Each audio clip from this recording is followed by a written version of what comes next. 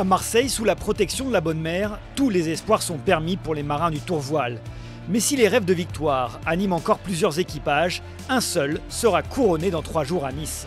Depuis le début de l'année, on pense à la première place, à la victoire. En général, en Méditerranée, à la fin du tour, quand il y a de la fatigue et de la pression qui monte, il peut y avoir des gros changements de classement. On serait tenté de pouvoir calculer, regarder un peu au général, là c'est pas possible parce qu'il y a 6 bateaux en peu de points.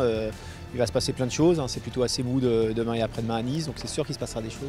Alors, on ne se pose pas la question de savoir si on est devant ou derrière. On va essayer de naviguer proprement comme on fait depuis le début sur les stades nautiques.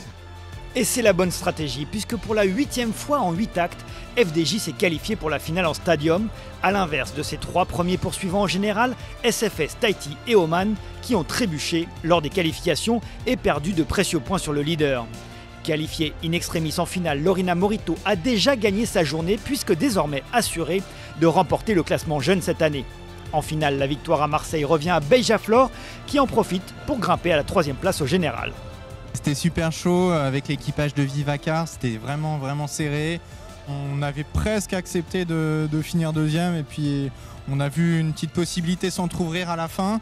On n'a pas hésité une seconde, on a attaqué, on a essayé de la prendre et puis c'est passé. C'est passé de justesse, mais tous les 3 là, avec Guillaume et Jason, on est hyper contents.